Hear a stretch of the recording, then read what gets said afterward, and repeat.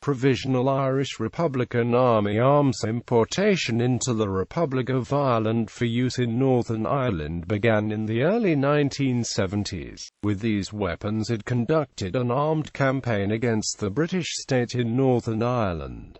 American arms. In the early stages of the Troubles, during the period 1969 to 1972, the Provisional IRA was poorly armed. They had access to weapons remaining from the IRA's failed border campaign between 1956 and 1962. But these weapons were outdated and unsuitable for a modern campaign. After 1969, and the split with the official IRA, the Provisional IRA gained control of a majority of the stockpiled weaponry still held from previous IRA campaigns. They found that the stockpiles consisted mostly of World War II small arms ranging from Lee Enfield and M1 Garand rifles, to MP40 and Thompson submachine guns, plus Bren light machine guns and Webley revolvers.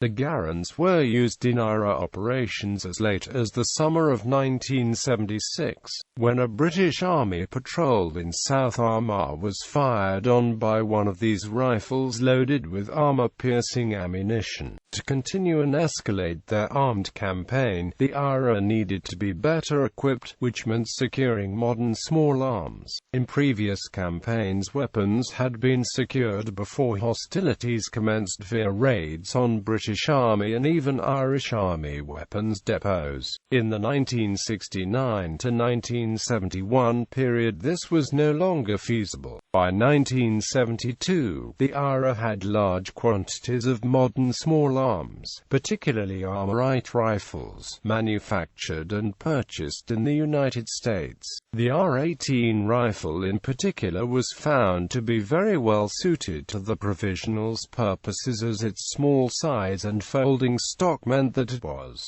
easy to conceal. Moreover, it was capable of rapid fire and fired a high-velocity round which provided great stopping power. The IRA's main gun runner in the USA was George Harrison, an IRA veteran, resident in New York since 1938. Harrison bought guns for the IRA from a Corsican arms dealer named George DeMeo, who had connections in organized crime. Joe Cahill acted as the contact between NORAID and Harrison. In 1971, the Royal Ulster Constabulary had already seized 700 modern weapons from the IRA, including 2 tons of high-explosive and 157,000 rounds of ammunition, most of which were U.S.-made. Harrison spent an estimated $1 million in the 1970s purchasing over 2,500 guns for the IRA, according to Brendan Hughes, an IRA member who later became officer commanding of the IRA inside Long Cache Prison. The IRA smuggled small arms from the United States by sea on Queen Elizabeth II from New York via Southampton through Irish members of her crew, until the network was cracked down on by the FBI in the 1980s. These Queen Elizabeth II shipments included M16, CAR-15, R-18 and R-15 Armorite assault rifles, accompanied by Browning pistols and Smith & Wesson pistols and revolvers, and were driven from Southampton to Belfast in small consignments. In the late 1970s, another IRA member, Gabriel Maguire, was sent to the United States to acquire more arms, and he was able to procure more R-15 Armorites, plus a number of Heckler and Amp-Koch rifles and other weapons. Again, the purchase of these weapons was funded by Irish-American Republicans. A batch of M60 machine guns was imported in 1977.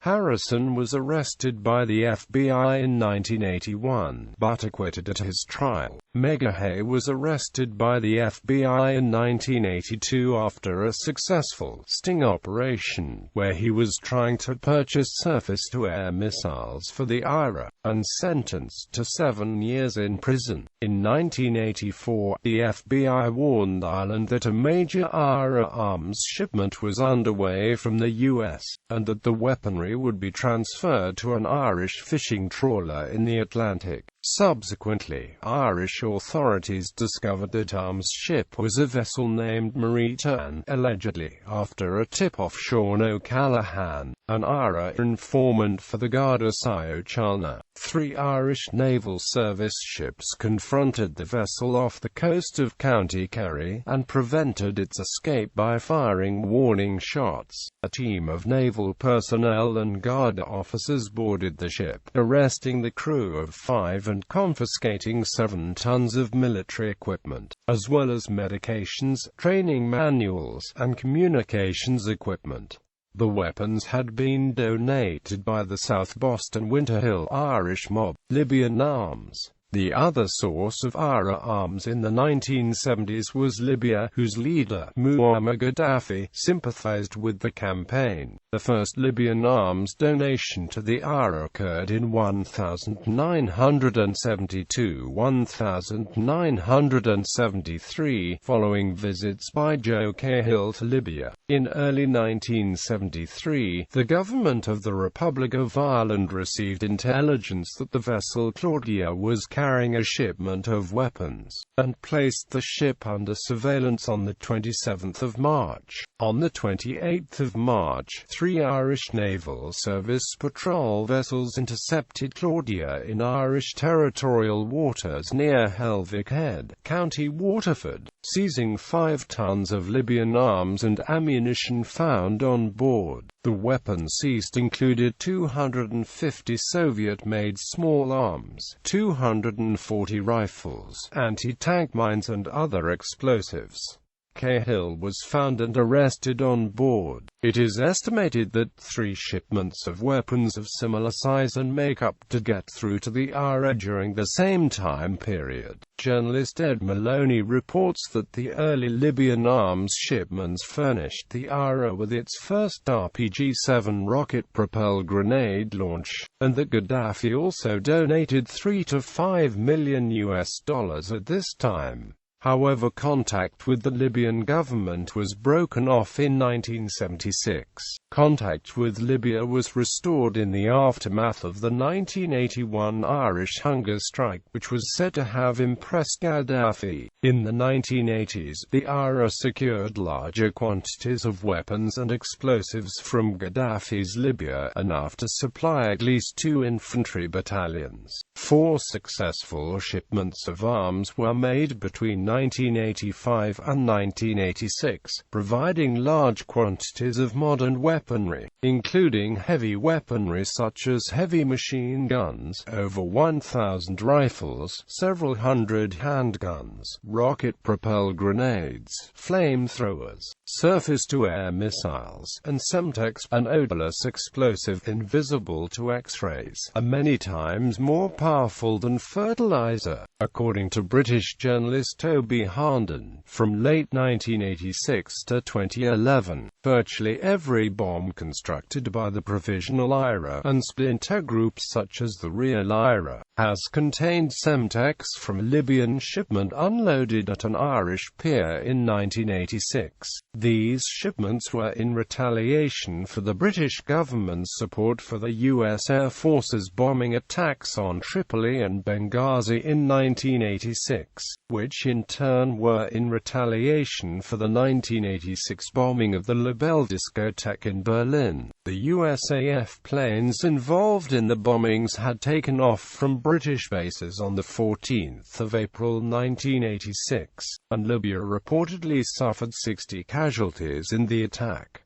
This second major Libyan contribution to the IRA came in 1986–1987, There were 4 shipments which were not intercepted, in a huge intelligence failure of both Irish and British agencies described as calamitous by journalist Brendan O'Brien. The arms supplies from Libya developed as follows. The trawler Casamara took on 10 tons of weapons in September 1985 off the Maltese island of Gozo. These weapons were landed off the Clogher Strand near Arklow by inflatable boats some weeks later. The shipment contained 500 crates of AK-47s, pistols, hand grenades, ammunition and 7 RPG-7s. Casamara left in Maltese waters on 6 October 1985 carrying a cache of DSHK heavy machine guns. In July 1986, there was a shipment of 14 tons, including, according to the authorities, 2 SAM-7s. In October 1986, another shipment of 80 tons which included 1 ton of Semtex, reportedly 10 SAM-7 missiles, more RPG-7s, AK-47s and hundreds of thousands of rounds of ammunition arrived aboard the oil rig replenishment villa. In total, the arms shipments included 9mm Browning, Taurus, Glock and Beretta handguns, AK-47 Kalashnikov and AKM assault rifles, MP5 submachine guns, RPG-7 anti-tank rocket launcher, Soviet-made DSHK heavy machine guns, FN mag machine guns, military flamethrowers, Semtex plastic explosive, Strela 2-man portable SAMs. It is also estimated that the Libyan government gave the IRA the equivalent of £2 million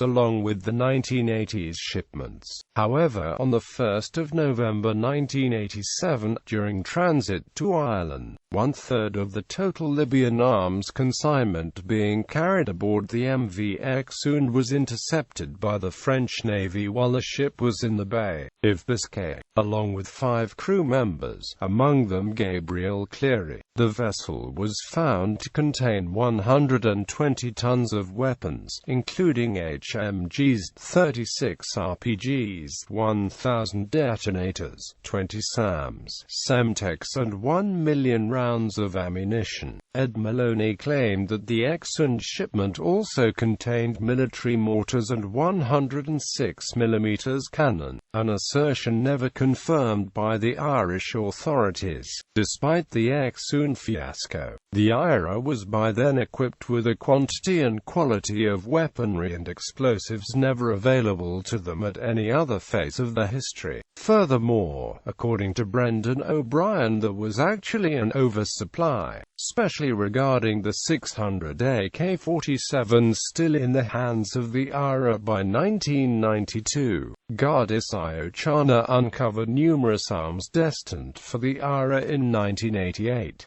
These included several hundred AK-47s, Russian DSHK HMGs, FN mag machine guns and Semtex. By 1996, Jane's Intelligence Review reported that it is believed that the bulk of the material presently in IRA arsenals was shipped from Libya in the mid-1980s with the aid of a skipper, Adrian Hopkins, hired for the purpose by the IRA. Compensation claims. On 31 October 2009, a cross-party delegation of Northern Irish politicians travelled to the Libyan capital Tripoli for the first face-to-face meeting with Libyan government ministers to discuss compensation claims for victims of IRA violence. Last arms deals. In the 1990s, the Provisional Irish South Armagh Brigade smuggled in a number of Barrett M82 and Barrett M90. 50 BMG rifles from the United States. These weapons were used by 2 South Armagh sniper teams to conduct a sniping campaign against British Army patrols operating in the area. The last British soldier killed in Northern Ireland during the Troubles, Stephen Restorick, was shot dead with a Barrett rifle in 1997. Soon after, the leader of one of the Armor sniper squads, Michael Correa, was arrested and a Barrett rifle recovered. Despite the ceasefires of 1994 and 1997, the IRA continued to buy arms. They needed a new source of weapons, since the Libyan pipeline had been closed. In May 1996, the Federal Security Service, Russia's internal security service, publicly accused Estonia of arms smuggling, and claimed that the IRA had contacted representatives of Estonia's volunteer defense force, Kaitseliit, and some non-government groups to buy weapons. However, he did not say when the contacts had taken place. In July 1999, three men, Anthony Smith, Connor Claxton, and Martin Mullen, along with an accomplice, Siobhan Brown, were arrested by the American FBI and ATF agencies and accused of buying 44 handguns from arms dealers in Florida in the United States and posting 15 of the weapons to Ireland and the United Kingdom. Later estimates put the number of guns sent to Ireland at more than 100 pistols and machine pistols. All three men were cleared of conspiracy to aid terrorists and to commit murder. They were later sentenced on the less serious smuggling charge. The IRA leadership denied knowledge of the arms buys. Timeline: the IRA's importation of weapons. In 1969, the Provisional IRA received its first cache of weapons from supporters in the United States, with 70 small arms comprising M1 carbines, M3 grease guns, submachine guns, some handguns, and 60,000 rounds of ammunition. In 1970, the Provisional IRA receives weapons from Basque ETA. This includes around 50 revolvers. The Irish government sends weapons for defence groups in the north for nationalists to use to defend their areas. The majority of them fall into the hands of the Provisional IRA. 9mm pistols X500 FRG, 180,000 rounds. In 1971, thanks to Brendan Hughes and other senior Belfast IRA men, the IRA receives its first consignments of Armorite Rifles. They include around 100 R15 and R180 rifles on Queen Elizabeth II. Later that year, Gardaí recover 6 suitcases full of 5.56 x 45mm ammunition at Dublin port, arriving on a ship from the US. Again in 1971, IRA leader Davy O'Connell arranges for weapons to be bought off Czechoslovakian arms company Omnipol in Prague. The arms are seized at Schiphol Airport. In 1972, Colonel Gaddafi sends his first arms shipments to Ireland, a small shipment of around 10 weapons and some explosives. Once again in 1972, the IRA buy RPG-7 rocket launches from unknown sources in Europe. The IRA receives another batch of M16 and R15 rifles from supporters in the US. In 1973, the IRA receives another consignment of arms from Libya, but the arms are intercepted on board Claudia by members of the Gardaí, leading IRA man Joe Cahill and others arrested. The shipment consisted of Czech-made VZ-58 rifles, Semtex and other materials, possibly RPG-7s and handguns. In 1974, the FBI foil an IRA attempt to buy 100 M16 rifles. In 1977, the PLO organization sends arms to the IRA. They are intercepted at Antwerp. An IRA man is arrested by Irish police. The arms are believed to have come from Lebanon. In the US, IRA supporters rob a US Army base of M60 machine guns, M16 assault rifles and C-100s. Between 1973 and 1978, after IRA supporters robbed a US Marine base of 500,000 rounds of 5.56 x 45mm NATO ammunition. They are all successfully sent to the IRA. 1979 IRA supporters send a cargo of more than 150 guns and 60,000 rounds of ammunition, including 2 M60s, 15 M16s, a number of M14s, and an AK-47, possibly bought from a U.S. military veteran who served in Vietnam. 1981, the FBI set up a sting capturing some of the Harrison IRA supporters group that was believed to be smuggling most of the arms for the Provisional IRA. The group had ordered 350 MAC-10 SMGs and 12 AK-47 rifles. In 1982, U.S. Customs discover a truck at the docks of Newark, New Jersey. 4 members of an IRA cell are arrested. The shipment contained 50 firearms and frequency switches for detonating bombs, to counter British Army jamming of most IRA signals for detonating bombs. Later that year, 5 men are arrested for entering USA from Canada, suspected of a plot to acquire ammunition for the IRA, with a shopping list. 200 cases discovered by police. In 1983, the FBI foils an IRA attempt to buy explosives. In 1984, an IRA arms shipment is seized on the fishing boat Marita and by the Irish Navy. Men jailed in USA and Ireland. 7 tons of arms, ammunition and explosives procured by the Irish mob in Boston. In 1985, the FBI foils another IRA bid to buy small arms in Colorado.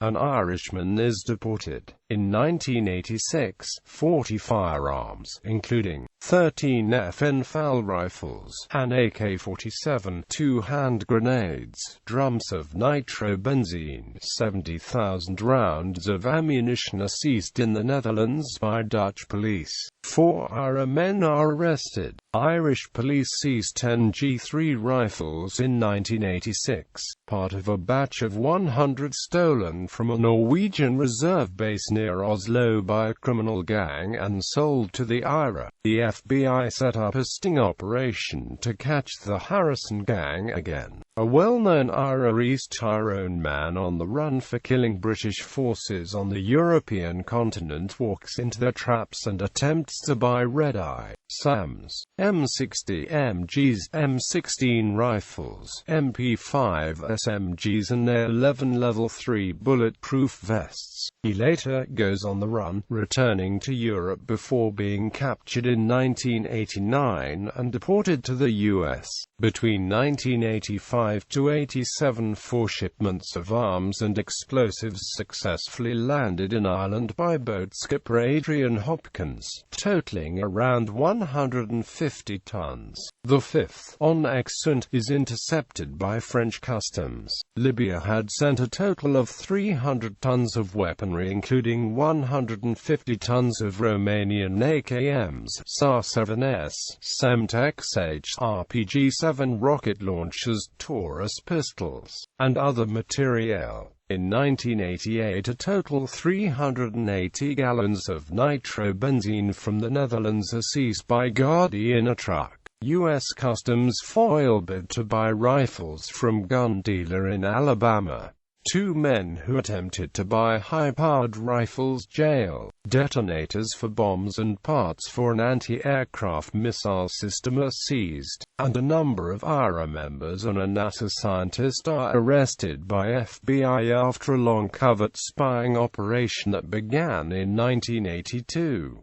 Group of IRA supporters jailed in Boston in 1990 for trying to smuggle a homemade missile system to Ireland. 198890 FBI foils plot to acquire -92 Finnish Marker Stinger missiles on black market in Miami. Several arrests are made. Late 1980s and early 1990s, the IRA managed to obtain half a dozen Barrett rifles and other 50 cal sniper rifles, all destined for the South Armor sniper teams. Decommissioning of arms. Following the announcement of the cessation of violence and commitment to exclusively peaceful means, the Provisional IRA decommissioned its arms in July to September 2005. Among the weaponry estimated to have been destroyed as part of this process were 1,000 rifles, 2 tons of Semtex 20 to 30 heavy machine guns, 7 surface-to-air missiles, 7 flamethrowers, 1,200 detonators, 11 rocket-propelled grenade launch, 90 handguns, 100-plus grenades. The panel overseeing the decommissioning of IRA weaponry and weapon stockpiles. The Independent International Commission on Decommissioning headed by General de Chastelain oversaw the decommissioning process. The decommissioning process has taken place using estimates of IRA weaponry submitted by the British and Irish governments. General de Chastelain said he had seen rifles, particularly AK-47s, machine guns, ground-to-air missiles, explosives, explosive material, mortars, flamethrowers, handguns, timer units and ballistic caps, and some weaponry that was very old, including a Bren machine gun. The IICD's final report was issued on the 26th of September 2005, and the panel stated to the press, "We have observed and verified events to put beyond use very large quantities of arms which we believe include all the arms in the IRA's possession. Our new inventory is consistent with these estimates. We are satisfied that the arms decommissioning represents the totality of the IRA's arsenal." And while they could not report on the quantity or types of weapons destroyed, they said, "The experience of seeing this with our own eyes, on a minute-to-minute basis, provided us with evidence so clear and of its nature so incontrovertible that at the end of the process it demonstrated to us, and would have demonstrated to anyone who might have been with us, that beyond any shadow of doubt, the arms of the IRA have now been decommissioned."